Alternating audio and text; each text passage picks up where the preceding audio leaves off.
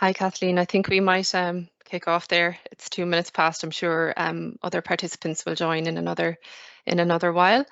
Perfect. So as I said, you're all very welcome to our webinar this lunchtime Irish time. You might be joining from further afield, so welcome if you're joining outside of Ireland also. So just for today, we'll have an introduction to the MA Community Music by the course director for the MA programme, Dr. Kathleen Turner, and then we will have an alumni panel session with our alumni, Fran Gary and Patrick O'Brien also. So just to introduce Dr. Kathleen Turner, she's a singer and songwriter and community musician, and she's also leading the MA Community Music Programme, and she's also a choral director at the Irish World Academy of Music and Dance, and also teaches on our MA in Songwriting and our BA Performing Arts programme. So I'll hand you over to Kathleen there to give you an overview of the MA programme, and then we'll follow on with the panel session and a Q&A session at the end of the webinar also. So over to you, Kathleen, there. Great. Thanks so much, Una, and thanks for joining us today. So I'm going to give a really brief overview of the programme, and this is just a snapshot because I know that people will probably have very individual questions as well. So this is designed to give you a kind of brief overview of what the Masters in Community Music looks like. So I always like to begin by answering this question: what is community music? Now, if you've shown up today, I'm sure you already have a sense of what it is, and you may already be doing some work in this area. But I find it useful to just clarify this so that people understand the distinction between the MA Community Music and other programs that we have at the Irish World Academy. So what is community music? Well, in its essence, it's about creating access to music making and music appreciation for all. And it's the for all piece that is very important to us, because the foundational principles of our work is really about fostering a belief in our own musicality and creative ability. And that's for every citizen, you know, regardless of where you are, who you are, your ability, your experience level. There's an innate creativity in every person, and our job as community musicians is to help people to access that in a really supportive and encouraging way. And we do lots of musical work, but that could probably be summarized by thinking about composing, improvising, and creating new work, new music in a collaborative and a supportive environment. Community music is not curriculum driven, so we're not following a set curriculum to achieve, say, grades or qualifications necessarily, although often we can work in support of more formal education settings, but our work is very much community driven. So we're looking at finding out what the needs and interests of the people that we're working with are, and then working from that point to support their goals as a community. And we're thinking not only about the musical skills. Yes, those are 100% important, but we're also thinking about those as equally important to the personal and social experiences that people have when they're making music together. So the personal and social are just as important as the musical.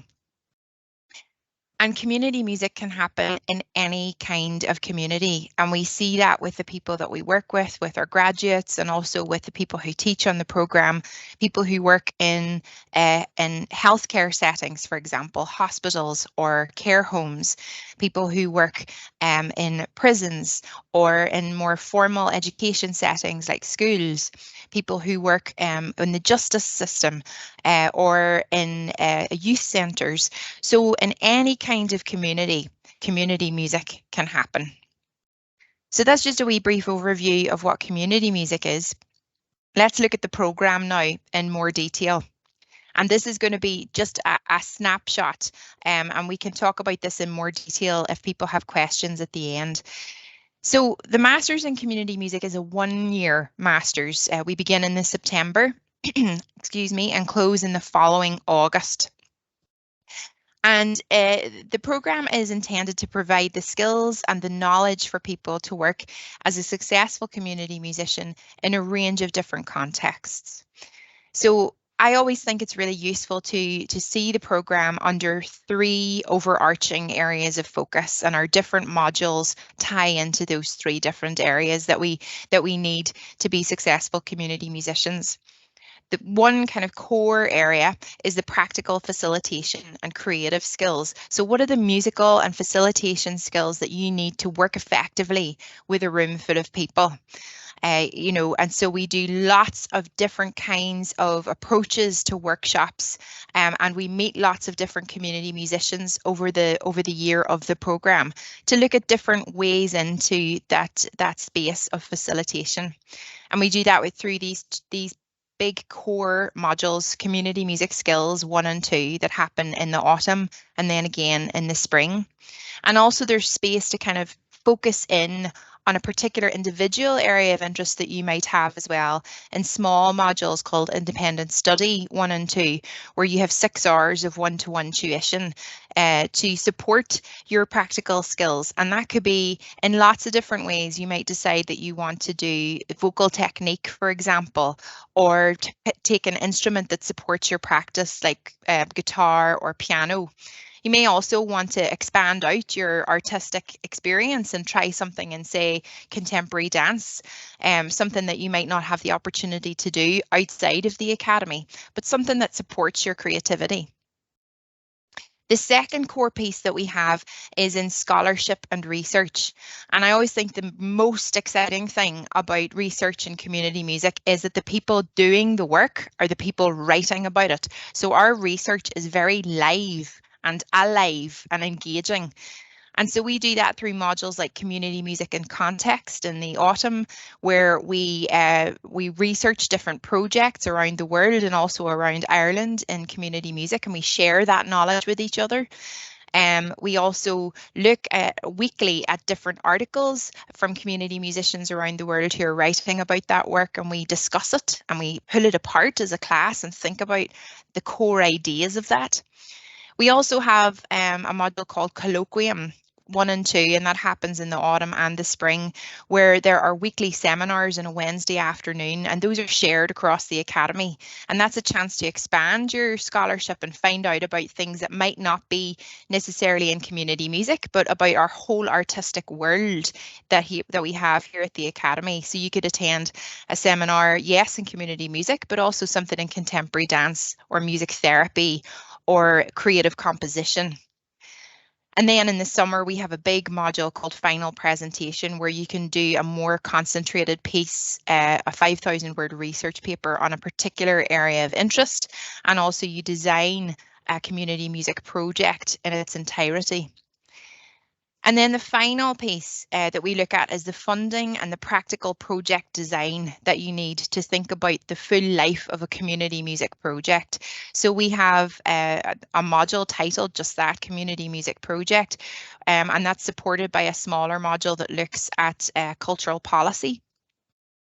And in that, you look at the creation of a funding portfolio. So you actually have the practice of completing real funding applications. You don't have to submit them, but it's having the practice and the support to build up your skills and language around completing funding applications, thinking about the design and delivery of a project from that first creative idea right through to the very end, when you would have the project, the idea of how the project would be delivered, how it would be evaluated, and what the budget would look like in order to make that possible. So those are the kind of 3 particular areas that we look at over the course of the year, and those are divided up into 3 30-credit semesters. So the first 2 semesters, autumn and spring, we have teaching and practice here at the academy. And in the autumn, we have a community project that we do together as a class. In the spring, you also have a placement where you design and deliver 12 hours of workshops out in a community setting that's agreed in advance.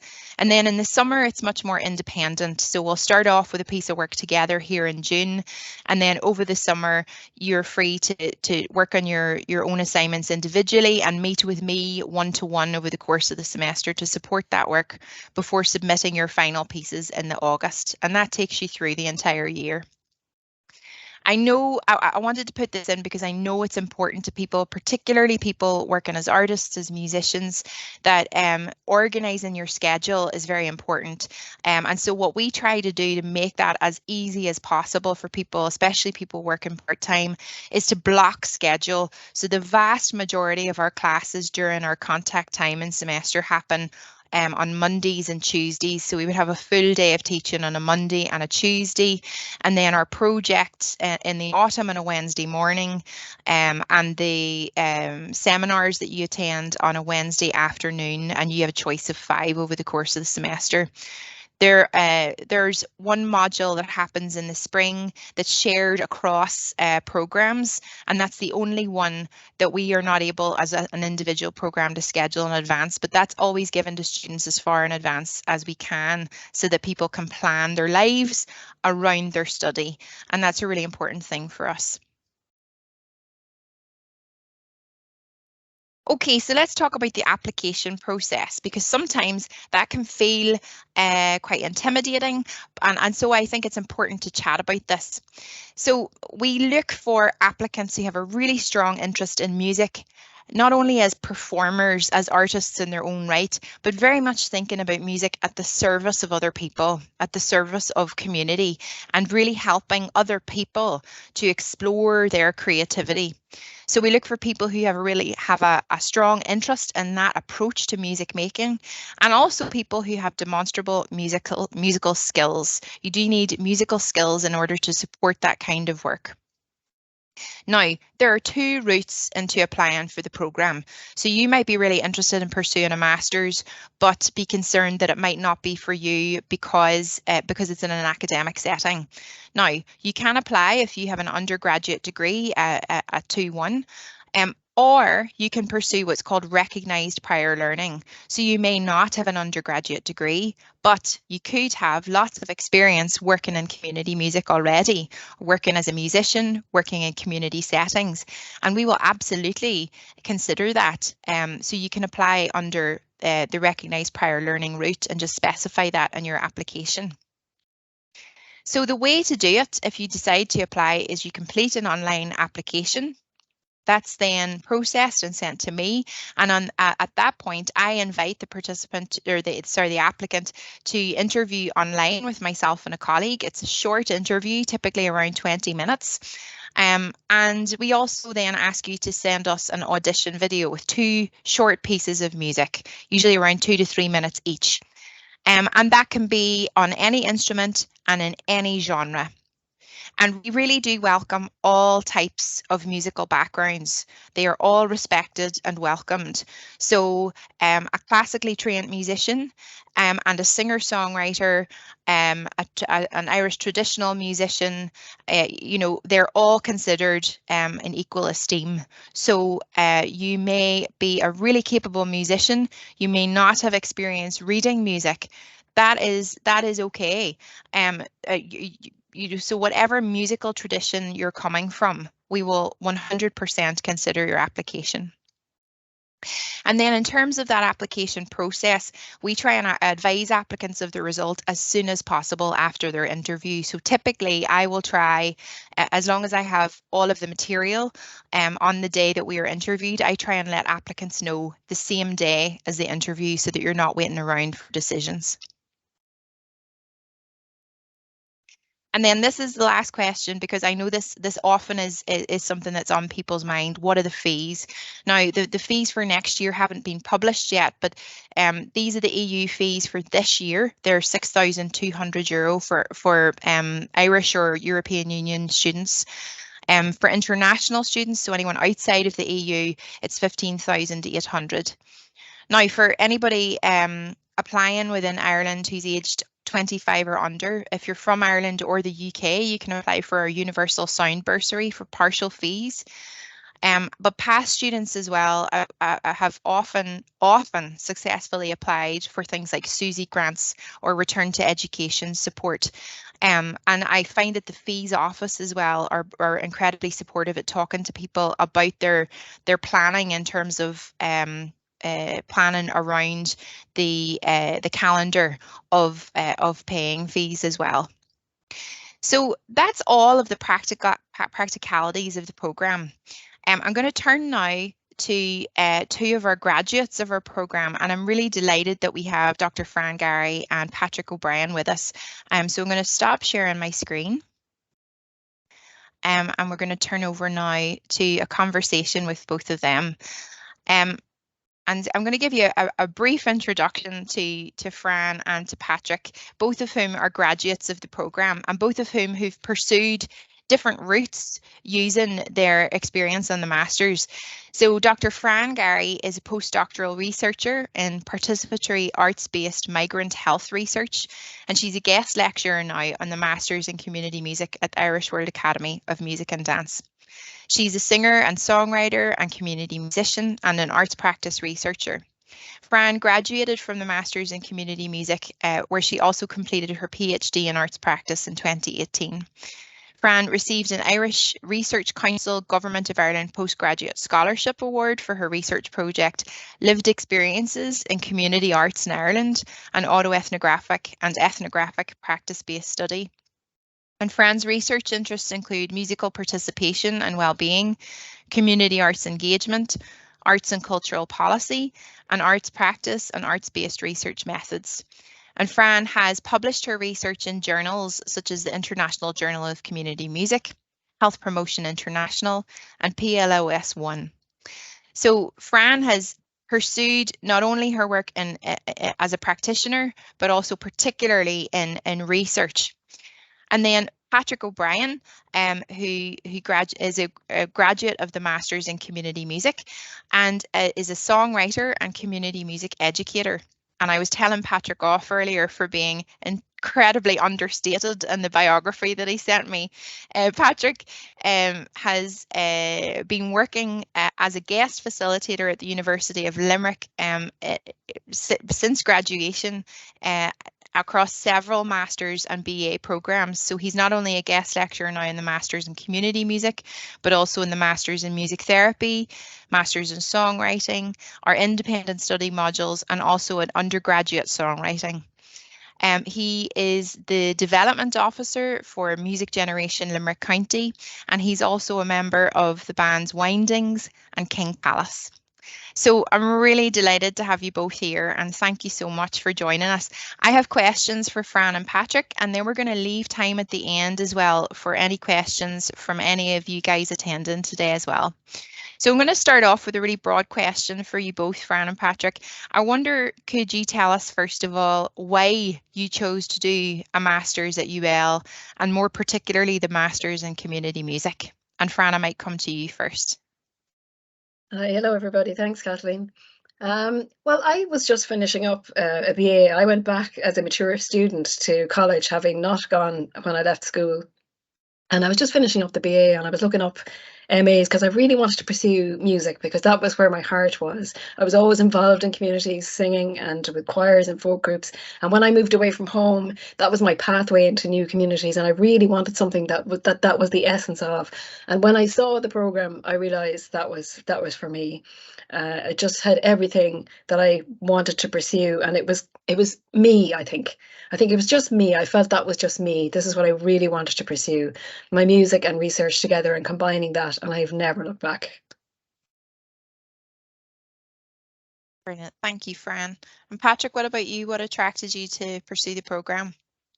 For me, I found myself unwittingly in community music and didn't realize there was a thing called community music. I just thought I was teaching music or just teaching guitar.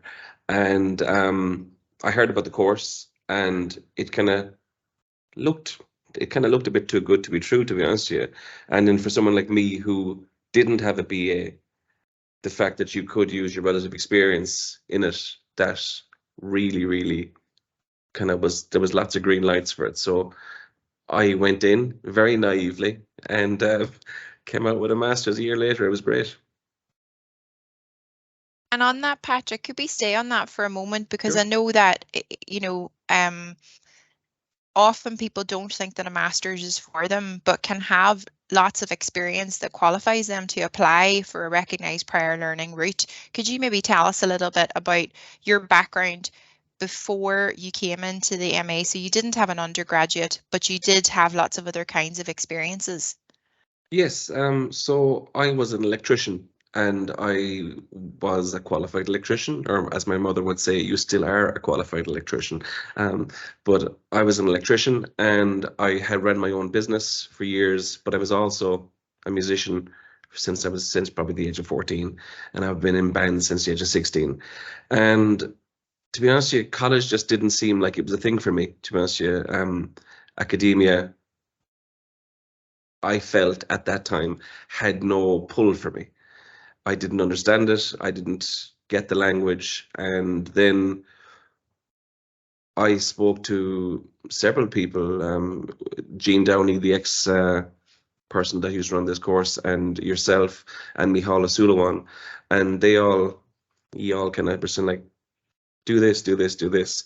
Because I guess I was, like I said, I had found myself working in a field that I felt that I was kind of lacking in something. So like in the back of my mind, I was always going to be the electrician that was teaching music, because if you look on paper, that's what it was. And then when I saw the masters, and then the fact that like I was able to use the fact I had been working in community music for about 2.5 years at that stage, and then the fact that I did have a trade as well, which obviously does amount to a certain amount of credits, or your levels, as they say.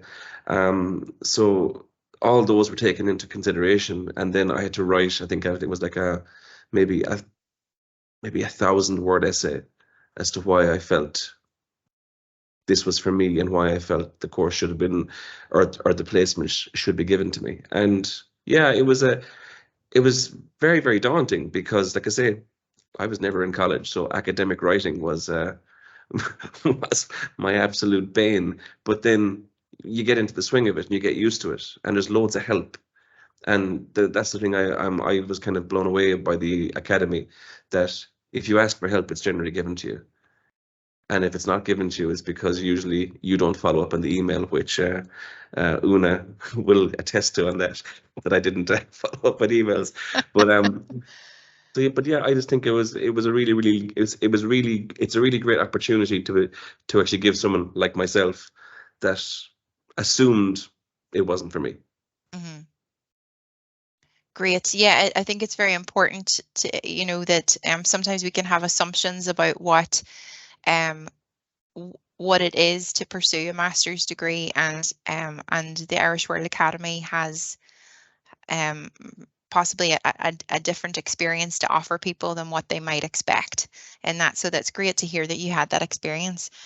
Fran, just on that point, because I know that you had said you came back to education after a long break. I know that I often get applicants like that who have maybe pursued a career in something else, or are coming to education later after pursuing something else for a long period of time. Can you talk to us about I guess the role of the MA in community music and making that pivot for you in a new direction? Yeah, well, I think, well, as I said, I had just completed my degree, which was totally different. It was English and history, and it was very academic and very third person. But the one thing I thought was fantastic about the MA in community music academically was suddenly the I was in the research. You can put yourself into the research. You can talk about your own perspectives. You can use reflective journaling and look at what you're learning yourself and bring that into your research. And there was lots of support for academic writing that year. We had lots, and I was in your year, Kathleen, as you know. And so, yeah, I really felt that you could turn to anybody for anything you had problems with. Like we did the business plan, and we had the project pitches and things like that. But there was always somebody you could go to ask for support. And I thought that was hugely important, because for me, presenting was very nerve-wracking. Like doing a presentation, I found that really nerve-wracking at the start. But I felt after the year we had that we were so encouraged. And so, because we had a lot of peer-to-peer learning as well, which was hugely important. And we all felt the same. And it was even finding out that you all feel the same, that you're all a bit nervous about writing, you're all a bit nervous about presenting. And there were plenty of people in our year who hadn't done degrees as well. I mean, mine wasn't even related anyway to community music, so it was a totally different discipline. So, but it was myself, it was my experience that fed into that MA more than anything else. It was my musical experience working with groups, working with choirs, working with children in schools, with older people. It was that experience that was the academic side, I felt. You know, that's what gave me the confidence with that. Yeah, I identify with that a lot, Fran, because as a graduate of the program, I graduated with Fran.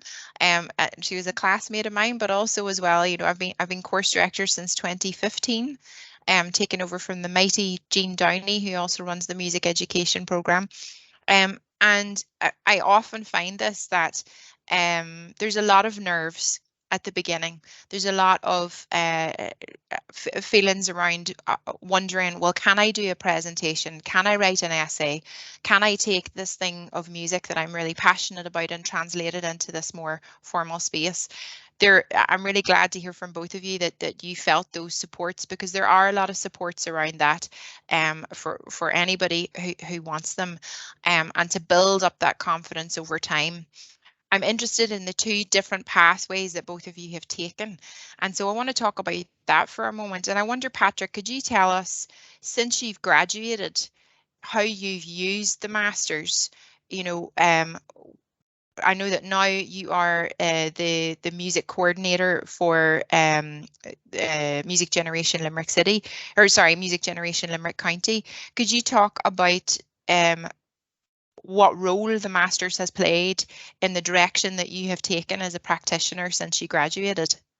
Absolutely huge is the honest truth of it. Like planning, you know, making a plan, but also understanding that you don't need to stay so rigidly to the plan, but at least it's good that you have a plan, you know, and like, so you're not just going in kind of, you know, flailing around and kind of going, you know, music.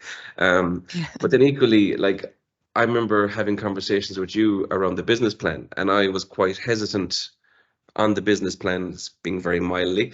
But that business plan and the actual budgeting side of things and everything, that's my everyday now. That's my job now. And if you had gone back to me in 2015/2016 and said, you'll be doing that in a few years, I would have laughed so hard into your face going, no way. And it's literally, and even just the whole idea of like, you know, scheduling. So like I'm in charge of a schedule for like 10 people that work for the program. So I have to make sure that they all have everything they need when they need it. They have to have, you know, plans that I give out to them, and equally being aware that when you're designing a plan, that you have to leave room for someone to actually give their own autonomy over that plan as well. And all those things, like I said, I think what I found from the course, like, it was such an amazing whirlwind year, and there was so much in there. And I always felt that the further I got away from it, I saw all the learning I was having, if that makes sense. Because, you know, like, you might meet someone who's coming in to facilitate for a day, and you kind of go, oh yeah, that's kind of cool. I'd probably never use that. And then 5 years later, be in a workshop, and you're going to go, oh yeah, that guy did that. I might do that actually. And then, you know, it's like, there's all these little kind of little truth bomb knowledge that you kind of that kind of land at different points. But it's that Masters, like, I can't kind of understate how much it has helped me and how much it continues to help me, because equally I've met all these amazing, you know, people that were in my year, and I can pick up a phone to them and kind of go, hey, you're over there in Canada and you're doing this really cool thing I saw on the internet. What are you doing with that? Talk to me about that. And then equally, and you know, and this, it's like there's always this constant learning from within our own class even. And it's just, yeah, it was really, really great to see this, like, and it's like the different perspectives of musician and, you know, life that comes from all your classmates. And you're constantly learning. It's an amazing year, and it's, yeah, it does, like, I mean, I know that, like, I did my master's 8 years ago, and there's still things that I would say several times a year I'll go back to that. I'll go look at those plans I did. And I still, like, I mean, I actually rooted out my workshop plans there recently, because some of my tutors were looking for, you know, a framework for something. And I referenced back to something I did in 2015, and just that's them seeing that framework broke down. Like, that's brilliant. Yes. So it's like, it's so helpful. I hope I answered the question. I feel I rambled towards the end. No, well, it's great. I mean, you probably answered about 3 of my questions there, Patrick. So that's perfect. That's ideal. No, but it's great. I think it's great to hear about that. That trajectory of going through the masters of being a practitioner, of being a community musician, facilitating that, and now being in the position where you're actually managing a team of people who are going out into the community as well, and all of the different kind of practical skills around that, that are, and also that feeling that sometimes the knowledge continues to land. It's not only about the 1 year, it's about what comes afterwards as well. Fran, I might come to you as well in terms of that space around the creative and the facilitation skills that we look at in the program, because both you and Patrick now also teach on the program. I wonder, could you talk a little bit about your experience of that space of the core music making and the workshop skills that we do in the program? What was your experience of that, and how has that impacted on the way that you work? Yeah, I think for me, like after the MA, I mean, I had been teaching in schools, doing school musicals and having choirs and leading choirs, but the MA definitely led me on a more creative and facilitative path, and it gave me an insider perspective on creating my own music, and I began to gain confidence in creating my own music. So that enabled me to help others get inside that process. I understood that process from my own perspective, and to engage then in group songwriting, because we had an ensemble at the time where we created our own piece as well. And we were creating music all the time with each other. So we co-wrote musical pieces as the year went through.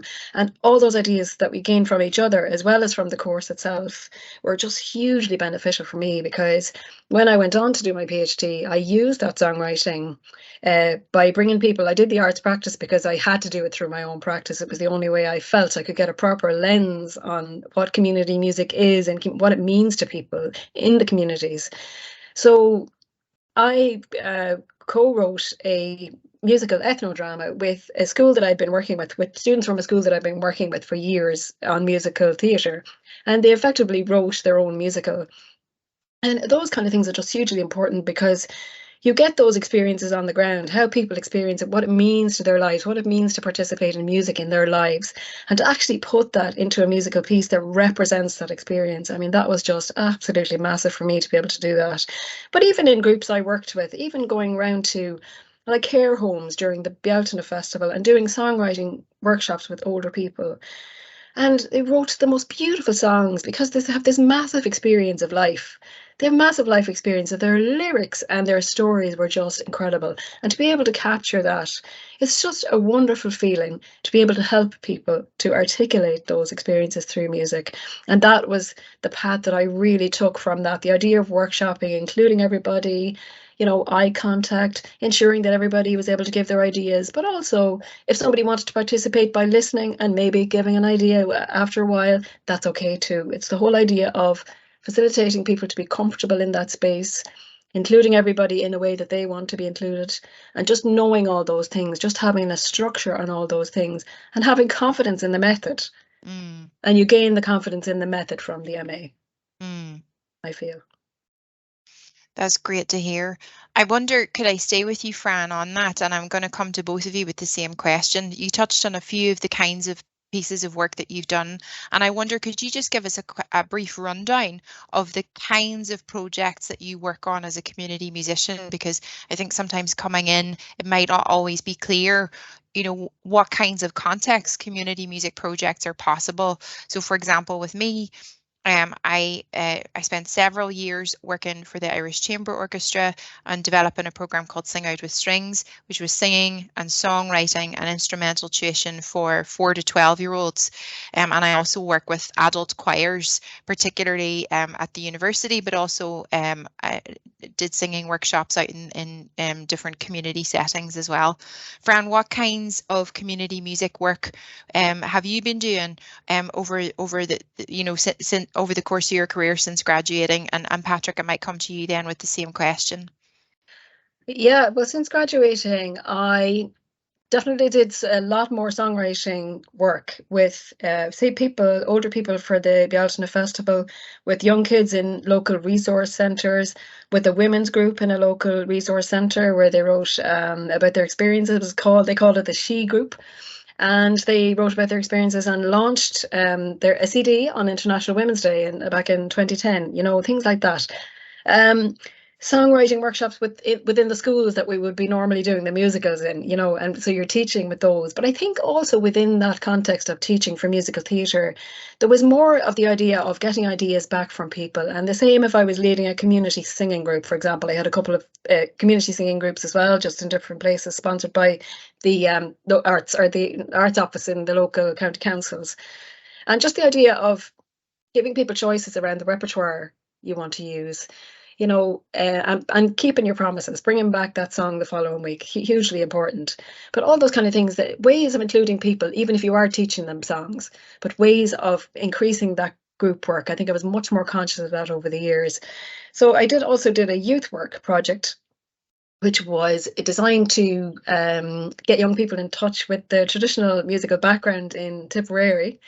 But we also brought songwriting into that and brought more modern songs into that. And the young people wrote their own songs as well. So not only did they connect with their traditional musical background, but they wrote their own songs and learned to play guitar, learned to play bass, learned to play traditional instruments. We had Niamh Fenton in there as well. She taught accordion and tin whistle, and she was one of our year as well. So a lot of different things, lots of different mixtures of things. Collaborating with other musicians in that project was hugely important. People bringing in people with different disciplines. Pat, my husband, he's a piano player, so he taught piano, and I play bass and guitar, so I taught those. So you had the mixture of that and the creative work. So there's the youth work, there's the local resource centres doing work with people who were in back to work schemes, did that as well. So lots of different things. There's lots of opportunities out there, That's my background anyway. It's not a short list, Fran. No, Brilliant. It's not. No. Thank you. And Patrick, I'm going to come to you with the same question. Sure. So I would have worked in national schools, secondary schools, youth reach settings, acquired brain injury units, Alzheimer's, and acute psychiatric ward work. I would have worked in prisons. I would have worked with secure units, secure unit schools for different teenagers that might be excluded in multiple settings. Yeah, I would have done a lot of stuff around a lot of our work then teaching hubs, so teaching guitar, teaching, general kind of instruments. We would have done a lot of songwriting and kind of creative projects, much like Fran. We would have started a project in Limerick City called Limerick Voices, and that was initially to try and get kids from different areas that wouldn't normally talk to each other. So like the likes of the Island Field, My Ross, South Hill, and bring those kids together, and with varying degrees of success. And yeah, I'm just trying to think. I've done a lot between young kids, teenagers, and adults, and all the kind of settings. One of the weirdest ones I was ever in was I was put into a group of hairdressers, and I was like, why am I here teaching music to these hairdressers? And they didn't know why they were being taught music either. But they wrote the finest Christmas song that currently exists in the known world. So there you go. I hope that you got some royalties from that, Patrick.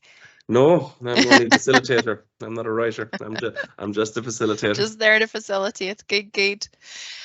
Okay, we're coming towards the end of this part, but I do want to just ask you both one final question. I wonder, and this is for you both, what advice would you give to anyone who is thinking about pursuing a postgraduate course in community music? What advice would you give to anybody who's thinking of applying? And Patrick, I might come to you first on that. I'll give the advice that I wish I gave myself. Don't be so naive about it, because I kind of had it in my head that it's 2 days a week, easy. And, I was working full time as well. But what I would say is, give yourself the time to do this if you're doing it, because there's a lot to be gotten from it. and like there was parts of the course for me, I would have just said no because it wouldn't be what I was into. But then equally, go through those experiences and, you know, like do allow yourself to be uncomfortable, because there's learning in being uncomfortable. Like, you know, if like what I was initially, I would have gone in kind of go, well, I'm this kind of musician, this is the kind of stuff I do, and that all turned out to be absolutely not true. And be uncomfortable, go enjoy the year, and, you know, if someone comes in and you're like, go away, enjoy it. Why they, you know, they're doing it for a reason, you know, and literally open that. Let's just like be open to it, if that makes sense. Absolutely. I think a huge amount of learning happens at that point of stretch. You know, it would be boring if you were coming in and encountering all the things that you already know and you're already comfortable with and, you know, have a mastery of. The point of learning is to have new experiences and try things out. And that absolutely, it does require openness and a willingness to be open to new experiences. So that I think that's a crucial point, Patrick. I used to be very boring. There you go. And Fran, I'm going to come to you next. You know, what advice would you give to anyone who's thinking about applying? I would definitely say, you know, go for it and take one step at a time. You know, each part in one unit, as opposed to looking at the whole thing. Just take one step at a time. Get through each module. There's plenty of support there for everybody. And, you know, I think at the end of the day, you come out with this amazing ability to articulate community music as well, and articulate yourself in your own practice and what it means to you. And just to break that down for yourself for the future. And it just gives you such a template for working with. That's what I would just say, go for it and take it one step at a time. Fantastic. Thank you both.